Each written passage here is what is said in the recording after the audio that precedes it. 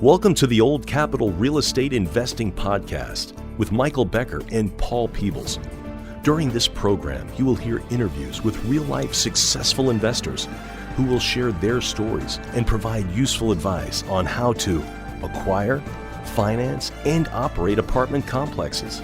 Now, here they are, Michael Becker and Paul Peebles. Welcome to the Old Capital Real Estate Investing Podcast. I'm your host, Paul Peebles, National Underwriter for Old Capital. And typically joining me today would be the governor of the great state of Texas, Mr. Michael Becker. But unfortunately, he is on a due diligence assignment and is unable to participate. So we'll have him on next week. But don't forget, coming up next in the Old Capital Circle is the Old Capital Virtual Speaker Series coming up on April the 9th. Jeff Adler with Yardi Matrix, who's like kind of their economist, is going to be speaking, and he's very good. James and I sat down with him out in Las Vegas for the National Multifamily Housing Council, and I sat down there with him for about 45 minutes to an hour, and I was just thoroughly impressed how much in-depth this guy gets with multifamily. He knows everything.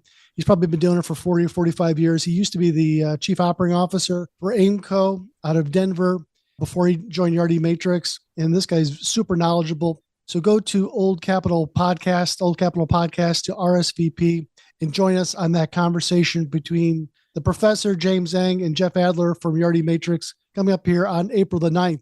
And of course, we've just announced that the Old Capital Conference coming up in October 8th and 9th. Come to Dallas. Come see us in Dallas. This is a good opportunity to meet other people that want to invest in multifamily.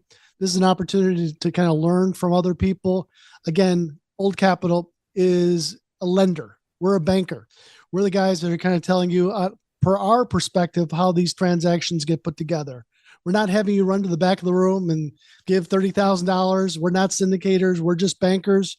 But we want to make sure that you're doing the right thing. So the Old Capital Conference coming up here in October kind of brings like-minded people together, just kind of talk a little bit about doing the right things, because you guys, your dollars are very valuable, and we want to make sure that they remain in your pocket. So we want to make sure everybody's on the same page when it comes to investing in multifamily. So go to oldcapitalconference.com, oldcapitalconference.com, and sign up and join us in October.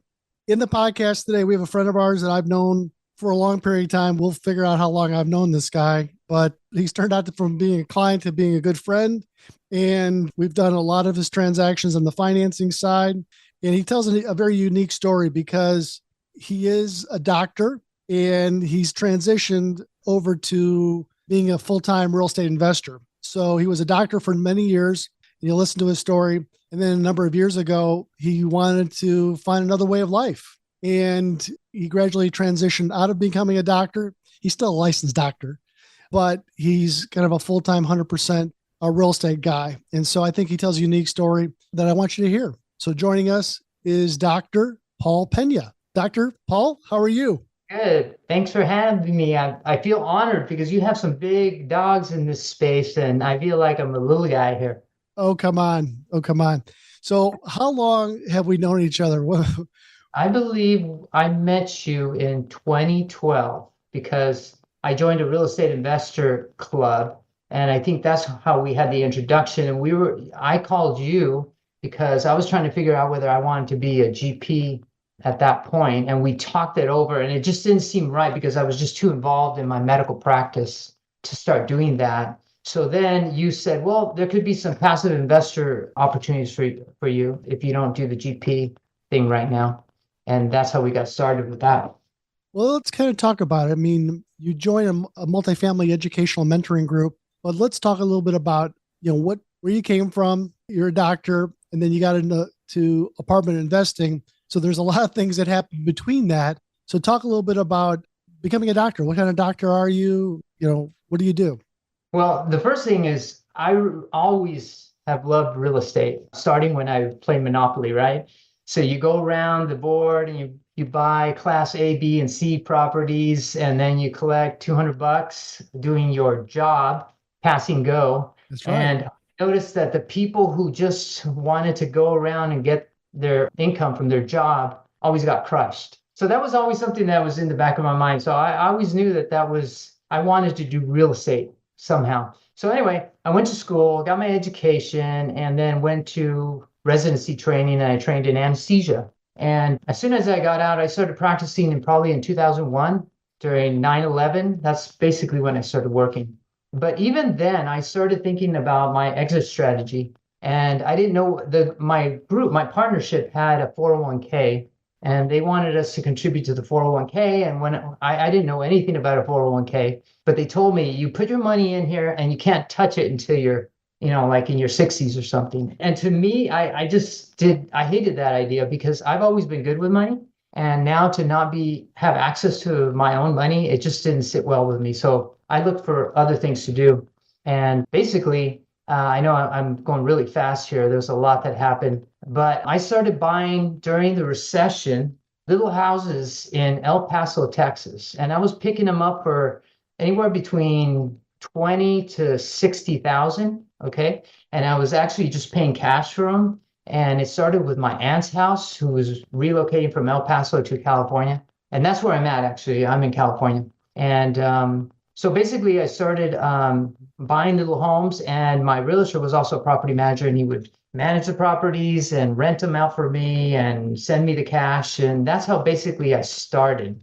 So all during that period of time, you were buying single family homes. And how did you transition to multifamily, and why? I mean, was the single family space, was that scalable? What was the transition? Why did you move over to multifamily? Right. It was okay. It just wasn't enough cash flow because I was thinking exit, right? So I figured I had to at least replace my take home from anesthesia, and I was going to have to buy a bunch of homes to do that. During that time, I also joined the Real Estate Investor Club, and they taught me the syndication model and, the multifamily space. And as soon as I heard that, the next day I called my realtor and I told him, sell everything. Really? So in the meantime, I had like 12 homes or something like that. And I also had saved some money in a CD, which was paying like 3-4% at the time. So I had like 300K in CDs, and I had about 800,000 in equity from the single family. So we basically did that. We sold all the properties, and then I had a big chunk of change. And I think that's probably when I called you. I think you're right. So that was 12 or 13, 14 years ago. So that's been a little bit. Right. And so how did you manage? I mean, you live in California, Southern California. Properties were in west part of Texas. How the heck did you manage single family from that far away? Yeah, well, I had to trust my property manager, and he was okay. He wasn't great, but he was okay. And they were simple little homes, and the only problem was when someone didn't want to pay, and then we'd have to start like an eviction and do that. But basically, he was managing it. I was just. And how'd you find them? I mean, did you call around to a bunch of people to get recommendations, or how did you find a property manager? Well, remember, I bought my aunt's home, so that was the easy one, right? Yep. And then I started looking for a property manager, and then I found him. I just so happened to find him, and he said, well, I'm also a realtor. Got it. All right. So you look at trying to make the transition from single family investing, again, you're out of area, to multifamily. And just like getting pulled by a magnet, what was the magnet really that was pulling you? What was the advantages of the multifamily versus the single family at that period of time for you? Well, the biggest pull was during the presentation of the multifamily space is they talk about infinite return and not having to pay taxes on refis. That was really eye-opening. I thought, that's it. That's my ticket. That's going to be my exit strategy right there, is do enough deals where they do refis and give you your money back, and then you get that money and you reinvest it into a new deal. So basically you're compounding your money. And I think a very conservative estimate of the returns on real estate is about 20%. Okay. And it goes all the way to infinite. To me, I couldn't find anything that would perform any better than that. So you sell the single families, you're getting educated through a mentoring education group. And then do you go right to guns to try to buy something? Do you become like a passive investor, somebody in the back of the airplane that doesn't want to fly the airplane at that period of time, but just wants the peanuts and the popcorn and the Coke? What did you do first? Well, the first thing I did was I talked to you because you gave me an honest assessment of what it entails to be a general partner. And after hearing you, I thought, I'm just too busy. Work was too demanding, right? Call schedule and all that. And so I thought maybe a better way is to do passive. And that's what I did for several years. And actually, it didn't take long. It was probably 2 to 3 years before became financially independent, just through passive investing. And then after I was financially independent, suddenly I had a lot of time on my hands. So a typical day, I'd wake up, check emails, make breakfast for the kid, take her to school, come home, do my workout, go for a swim, check emails again, look at my watch, and it was like 9:30. What does financially independent mean for you? It means lots of things to other people, but what does it mean for you? I think the biggest thing it means for me is I don't have to go to work on Monday if I choose. That's probably the biggest thing. I mean, and just to expand on that, it means that I have enough passive income that I'm not working for coming in every month to pay all my bills, including any holidays, any toys I want to buy. That's what it means to me. And it keeps going as long as I'm in the deal. So how many limited partnerships did you get into, and how much money did you put into these limited partnerships, and what did you learn by putting money into these deals? Right. Well, like I said, after selling the homes and the CD, I had about 800,000 of seed money, and this is after tax money, right? So I was pretty frugal. Okay, I don't live in a huge mansion or anything like that. I mean, I drive like a Mazda 3 because it gets great gas mileage, and my home is a single family, 2 bedroom, 2 bath. It's a beautiful house. I've been to his house. Yeah, it's costs a lot of money, but it's not it's not a doctor's home. Okay. Sure. So anyway, I saved a bunch of my money because that's just the way I was raised. And so I started passively investing as much money as I could in each deal, like 100 to 200K per deal. And I probably did about 7 deals, 8 deals, something like that. So how did you choose who you wanted to invest with or in? I mean, obviously you looked at a private placement memorandum, but what kind of transactions? These were all apartments? Tell us a little bit more. Right. Yes, they were all apartments. And basically through the Real Estate Investment Club, there were some sponsors there and general partners that were advertising their deals. So you have to create a relationship with these people and get to know them. And then they present their deal to you. And then if it suits your goals, then you're invited to be an investor with them. So that's how it basically started. So you were in 6 or 7 as a limited partner. When did you move from the back of the airplane, being a passenger, over to the cockpit? Right. Well, like I said, so I started investing in 2012, in like September, October of 2012. And then by 2014, I was pretty much done having to work and not having to take call, which was a huge deal for us because we take a lot of call OB, appendectomies in the middle of the night.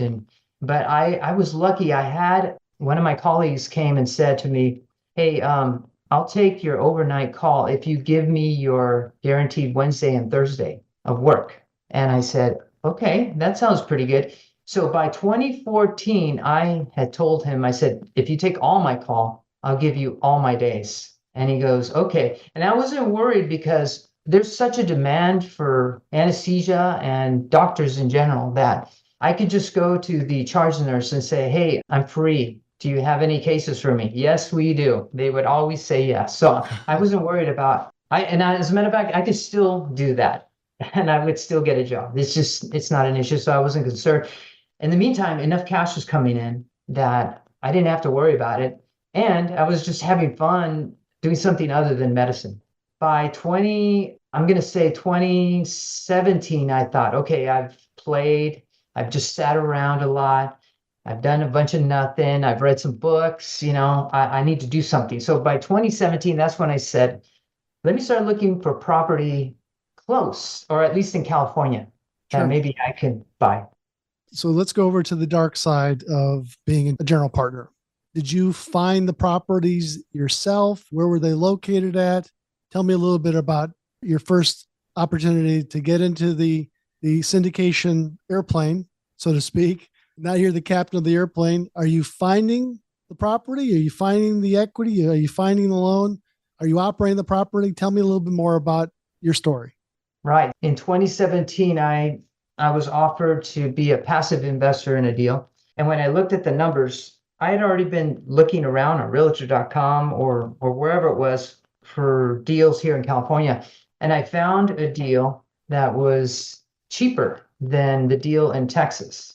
Now, it's not on the coast. There's no way you could find deals like in Texas on the coast here in California. There's just no way, because deals here cost somewhere between 400 to 500,000 per door in a nice area. Yeah, Okay. Now you might be able to find something like in a not so desirable area for 300 a door, something like that. And in Texas, they were going for, I don't know, 60, 70, 80, 90,000 a door. Now, so I went to Fresno and I looked around there and I found a deal for 68K a door. And it was right across the street from Fresno State University. So I thought, that's interesting. Now, there was no price on it. They wanted me to come up with a price. So I reversed engineered a price by just thinking about a good return for my investors, which would be 8%. So I did the math with the help of a spreadsheet, and I went from an 8% return for my investors to the price. And that's how I came up with the price. And we ended up buying it for that price. They didn't say anything. So how that started. Yeah. How many units did you guys buy? That was 28 units. 28. So this was the first transaction that you did kind of by yourself. Right. Yeah. And I didn't have the benefit, because with the real estate investment club, they have the benefit where the mentors would walk the property with you and go over the numbers and do everything. And basically I was on my own. I had to do all that stuff on my own. And they have a bunch of videos online that you can watch. And I just kept watching them over and over each step of the way. And that's how I kind of worked my way through it. And then with Old Capital and Ricardo, he helped me create the budget, and because I really didn't know what I was doing. But with enough help and with the education that was available, I was able to figure it out. I mean, it's not rocket science. No. So how did you get that one financed, and how'd you raise the money? Right. It so happened that the deal was good enough with the price that I came up with that Old Capital was able to get me an 80% LTV loan with Fannie Mae. I think the interest rate was like 4.3%, 10 years. Yeah. Amazing at 80% leverage in California. Yes. That never happens. Yes. So for all those naysayers out there that think California, I mean, there's definitely opportunity out here. And then as far as raising the money, I had to raise 600,000. So I have some doctor friends and I say, hey, look at this deal. We're going to get 8% and we'll be able to raise the rents. By the way, the average rent there at the time of purchase was like $625 for a 2-bedroom, 1-bath. Oh my gosh. Yes. And I figured that at best I might be able to raise the rents to like $900. So I knew it was going to be good. So I was saying we're going in with an 8% return. And, once we raise the rents, we'll be way over 10%. Who's in, And so it was pretty easy raise, actually. I was surprised. Well, that's what I remember, where you and I was out in California at your house, and I never do this, but Paul's a buddy of mine. We had a bunch of anesthesiologists from your partnership that came over to the house. And I don't know how many there was. If there was 10, could have been 25. I don't really remember. There was a lot of. It was a packed house. It was a lot of doctors sitting around the front room. And it was kind of Paul and I just kind of talking about the benefits about investing in commercial real estate, because a lot of these people had never heard about it before. They had done stocks and bonds and put money into money market accounts and, kind of let other people manage their money. But now we're putting them on the dime, so to speak, to try to have them understand kind of a different asset class of what they should be doing. And I think it took them a little bit to understand, but then they eventually understood. And some of them that did not get into it kind of kicked themselves, because they saw after a year or 2 or 3 that Paul kind of made himself pretty financially separated from the practice. Talk a little bit about that, about, giving people some pointers about when they're out raising money for themselves for deals that they may be into. Again, how did you do it? How did you get that word out? Well, I felt confident that with an 8% return and the amount of money that we were raising with a bunch of doctors, that should be very low risk. But, at the same time, this was new for me. So one of the other appealing things for the investors was my profit split.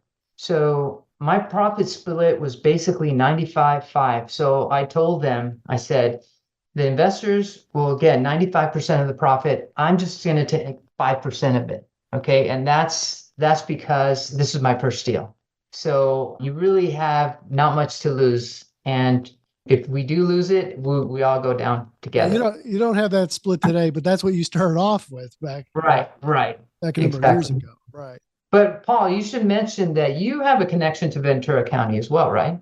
Well, before I moved to Texas and found Dallas and Fort Worth, I was from Ventura. So I came out of Ventura back in October 92, and knew Ventura very well, knew some of the areas that Paul had eventually invested in the Ventura County area. So it was like coming home to hang out with Paul and all of his buddies around the front room with the television going, trying to show them a video of what Dallas and Texas is all about. So it was great to be with Paul and his guests. But tell me a little bit about how do you manage this property up in Fresno? You live in Ventura. How do you manage a property that's 3.5 hours away? Right. Well, since it was my first one, Fannie Mae demanded that I have a property manager, third-party manager, take care of it. So I kind of did, even though I wanted to manage it, I couldn't. So I handed it over to a property management, and they did an okay job. And then they had a manager that was assigned to me, and her name's Lynn, and she's really great. And she works for an eviction attorney. So I was like, perfect. But she likes taking care of the patients, the tenants, the clients. And that's important to her. So she's a perfect, and she's almost, she could be my mom. I mean, she's just great. She's just a great person, and she's really good with the tenants. So I was lucky. And at some point, probably 2 years in, the property management was changing direction. So they were closing basically. So now it was thrown on my lap, and Don and Lynn said, well, since they're closing, I'd still help you manage it if you want. And I was like, perfect. So I made her a 1099, and just the two of us. And we also had an on-site who would help with just any problems that would come up. And basically we ran it like that. And I had to learn QuickBooks because I decided I wanted to be the bookkeeper. And learning QuickBooks for me was like learning a foreign language. It was tough. It didn't make sense. It wasn't intuitive. But I really wanted to know the ins and outs of the flow of money. And there's no better way than to do that. And, it just helps you understand the economy of the economics of running these businesses and running most businesses, actually. Sure. I mean, accounting is the foundation for a lot of businesses, period. So any other comments on that property up in Fresno? Because I really want to focus on the property in Ventura that you wound up buying and rehabbing. So any other comments on Fresno? Yeah, the last thing I would say is I think that just the cash on that property is 20% to the investors. Wow. So it's a great oh yeah, we've taken the rents from $625. I think our latest rent is someone moved in at $1,608. Wow. So, you can imagine what that does for 28 units by raising it approximately $1,000. What happens to your NOI? Yeah. You guys are like infinite income, as you were saying. Yeah. So you've purchased and sold a bunch of other properties over a period of years. And then the one I want to kind of talk about is something you bought, and that's got to be 2 years ago, Paul? The one in Ventura? Yeah, there's two. One on the hill. The one on the hill. Yes. That one was a 20 minute. How'd you find it? Paint a picture in somebody's head who has never seen it. Right. It was in not the greatest part of Ventura. And I just found it, like, I think it was on realtor.com. And it had several people had put offers into it, but they lowballed the guy and he didn't like that. So I basically said, okay, I'll give you your price. And the price per look, this place is basically a dump. It really is a dump. It's a class C minus. Okay. And the people that lived there were sketchy at best. Okay. But I saw a lot of potential because the units were big. They're like 900 square feet. And they were 2 1s. And they had actually mountain and peekaboo ocean views. And the place was a 5-minute drive to the beach. So it gets the ocean breeze. So those things are really valuable to me. But it needed a lot of help. So with that, and I didn't know whether we could do a deal in Ventura because everything's just so expensive here, right? So I asked two of my investors who invested in practically everything I bought. I said, hey, I don't know what's going to happen. I'm just going to ask you two guys to invest in this deal. And if it doesn't work, it doesn't work. We won't it won't destroy us. And they go, okay. So between the three of us, we raised the money. And it so happened one of the partners needed to invest a lot of money because he had sold his apartment in Bakersfield. So he had a huge capital gains. So he did a 1031 into this deal, and he was able to shelter all that money.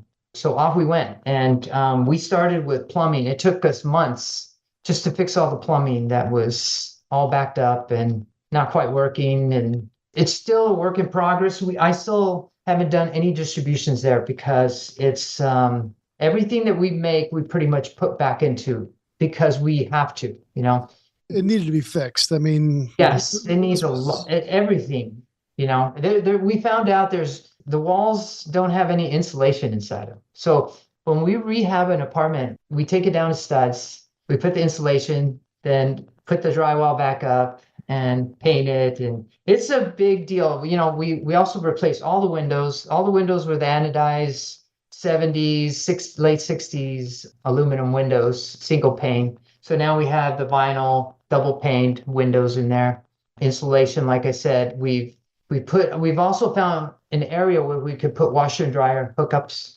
Okay. So basically we've done a complete rehab the entire kitchen, put in a new bathroom, put in all tile floor. I know everyone puts the luxury vinyl plank, but I like porcelain tile. And we actually have an auction house here in Ventura called Haggle Bids, and they sell pallets of tile that you could pay $100 for a pallet of tile. Wow. Yeah. And so sometimes we get a little creative because we don't have quite enough tile to finish, but we'll do an accent somewhere, maybe at the and when you walk in through the door or something like that, just to help finish out the tile. So anyway, we're doing complete rehabs, and we raised the rent probably from a classic unit or non-rehab unit to a rehab unit. We probably raised the rent around, I'm going to say $600 to $800 a unit. Wow. So that property was not really a stabilized property. So the people who sold that property to you really were selling a melted ice cube because they had depleted that property. They kind of put marginal tenants in it. And when you took the deal over, you saw the opportunity that it was close to you physically, so you can go there and keep an eye on it because it was a value-added property. You could control who the rehab contractor was to the property. You could kind of figure out who was going to manage the property for you on that property. So you really needed a kind of a bridge loan. So we went with a kind of a regional bank lender that provided us with a good loan on the property and then gave us some dollars to put into the property to rehab the property. I've slept since we did that loan, Paul, but how did you put that transaction together? Tell us a little bit about the benefits or the negatives of doing a bridge loan. Yeah, that was amazing. Actually, it wasn't a bridge loan because it was a 10-year, but they had part of the loan was to give us somewhere around 280 something $100,000 to rehab this property that we would take out as an additional loan. We added on to the original loan, but it's a 10-year, 3.5% loan. Adding on that extra money, the interest rate was 3.5% on it. So it was great. Now there is Crazy to get a 3.5% rate. I know. And that's what makes that deal. It really helps that deal, right? Sure. The other part is that I was able to find, I had a contact in Fresno, and because trying to do this deal long distance, it would have been a disaster. There's just no way. There's just too many things going on, and you would have been fleeced. I knew a contact in Fresno.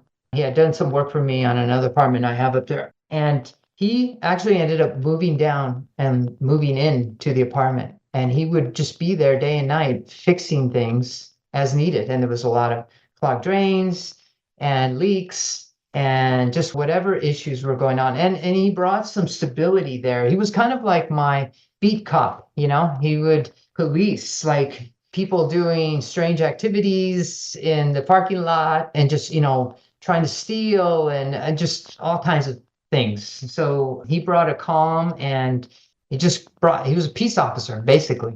Wow.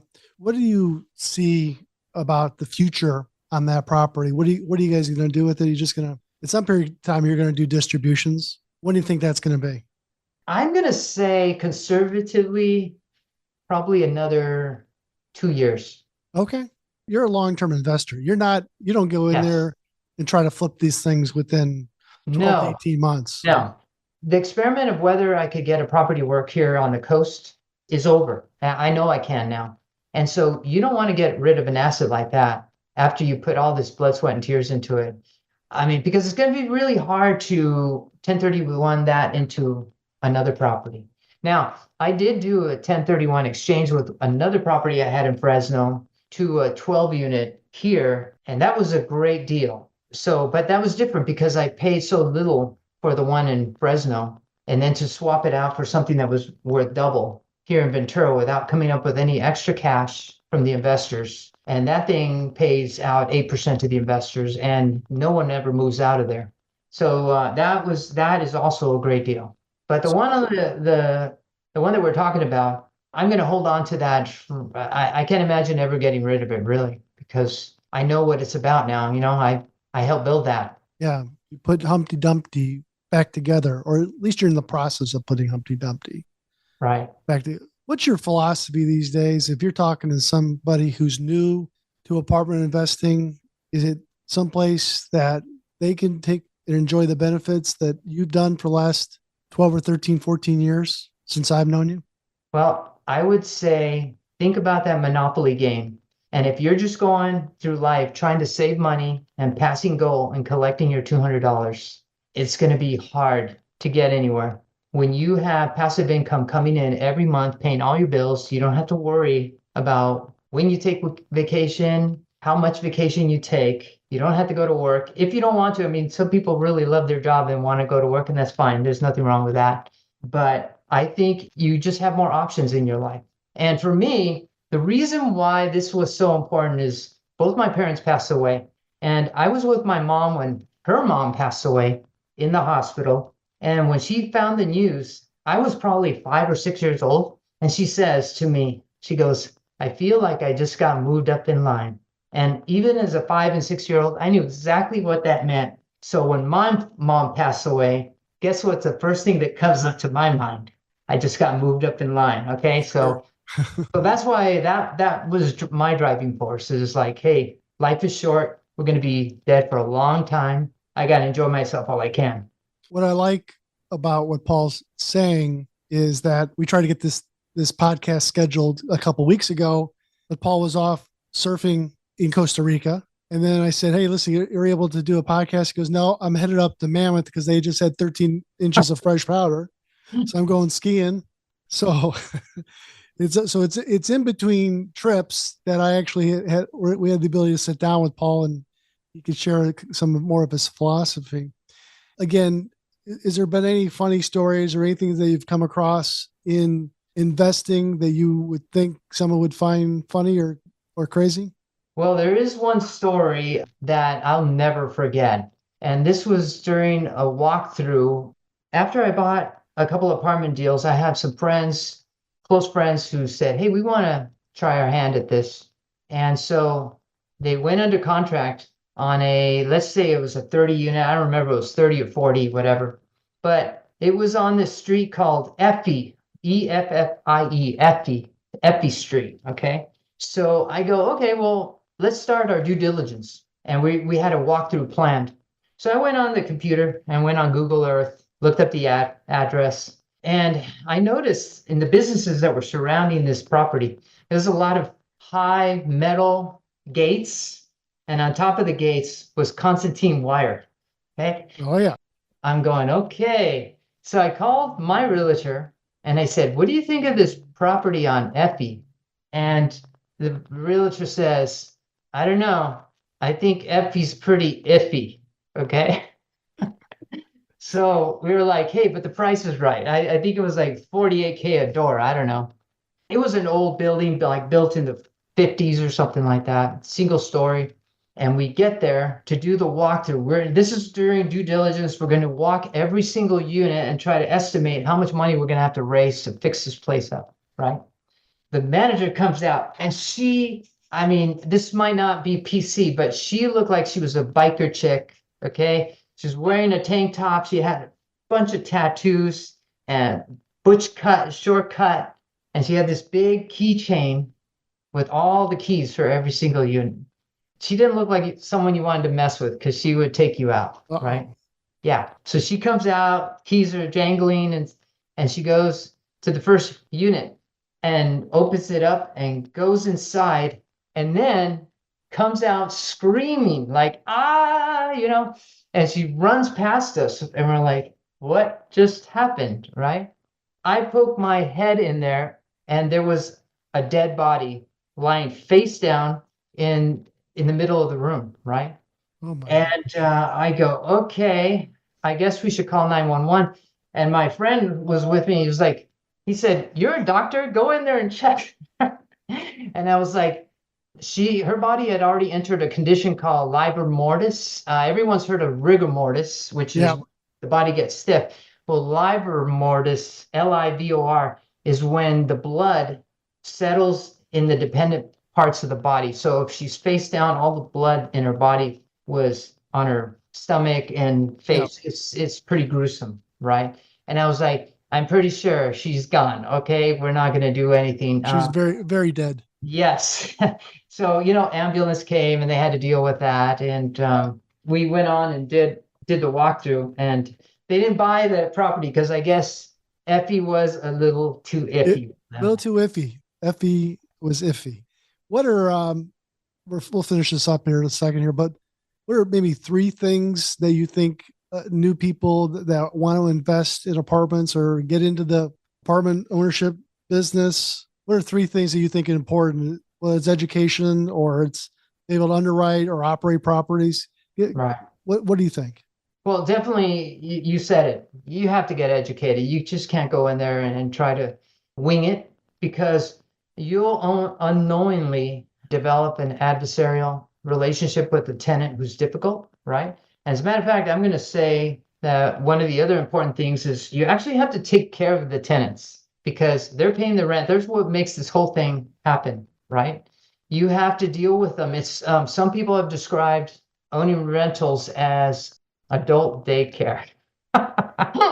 There's a lot of issues come up, but I'll tell you what, I have no problem. I don't care what these tenants do. They cannot get under my skin, because nothing that they do, whether it's not paying rent or destroying a place, is ever as serious as having someone's life in your hands, which is what I did every single day as an anesthesiologist.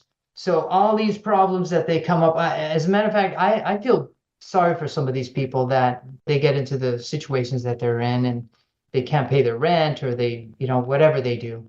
That's another thing is you're gonna have to think about taking care of your tenants. You take care of your tenants, they'll pay the rent, you'll pay your bills and make some more money on the side. The other thing is you're gonna actually be providing a lot of jobs to a lot of people: mortgage brokers, landscapers, painters, maintenance crews. So you're going to be providing a lot of jobs. So that's a good thing. That's another thing you should think about. And then it's always good because I have investors. I love giving money back to my investors. That's my favorite thing. I do it every month. Some people do it quarterly. I like to give my investors money once a month because I figure their bills come in once a month. So they need that money to do whatever they're going to do with it. Any common misconceptions about apartment investing? Anything that would have people would sometimes have challenges with?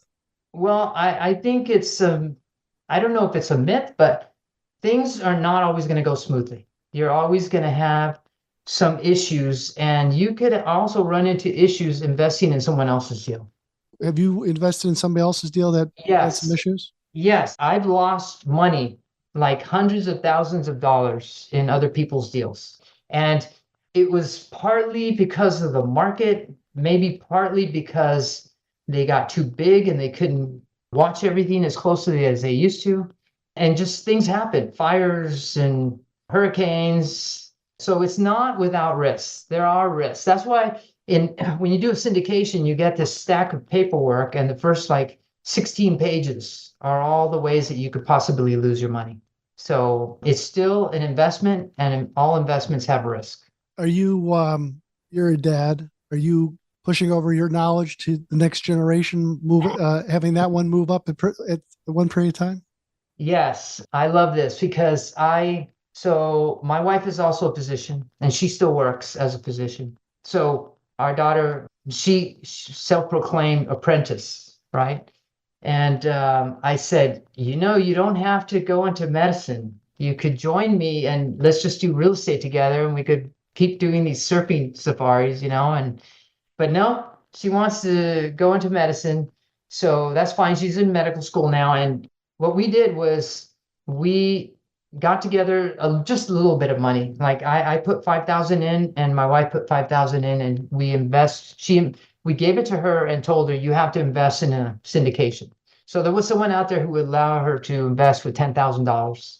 So she gets her, I don't know, like $68 every month or something like that from that investment. So the seed has been planted, and I regularly tell her, when you get out there and start working, what we're going to do is when you make some money, we're going to invest it in syndications. If somebody wanted to get more information and get to know Paul Pena, Dr. Paul Pena, a little bit better, what's the best way for people to get to know you? Is there an email address or a website? How do they get a hold of you? Yes, please. I love talking real estate, and I like making my suggestions. So you can reach out to me at my email, which is ppena64@hotmail.com. One more time, Paul. so 2 P's, ENA64@hotmail.com. That's great. And again, maybe the last thing is, how do you work with me? I mean, you and I have been buddies for a long period of time. How do you use a mortgage broker, mortgage banker, somebody that does financials? What's the one thing that you think that we bring value to you? Well, and I don't just work with you, Paul. I work with James and Ricardo, and other people at Old Capital. No, we get that. Right. No, I mean, no, but there's times when I'll find a deal and I'll send it to James and say, hey, can you give me a term sheet on this? Which is, this spells out if you wanted a loan, what it would look like. Okay. But with you, I call because I know the area, right? I'll call you and say, hey, look at this listing. What do you think of this? And then you help me decide whether it's something worth pursuing, or maybe we should just walk away from this one. And we have. So we've looked at a lot of deals that we did not make offers on, but right. It kind of is what it is. We have to be in the game, and we can only hit a home run if we're up to the plate. So I want to thanks Paul for spending some time with us and kind of explaining a little bit about your story. And then if you're thinking about investing and you want somebody to talk to about possibly investing with Paul, give him a call or send him an email and just start the relationship and see if it works for you. So again, Paul Pena, thanks for spending some time. Again, I'm Paul Peebles. Have a great day. Thanks for listening to the Old Capital Real Estate Investing Podcast. Please join us at oldcapitalpodcast.com to sign up for our weekly email updates. We'll see you next week for another great interview.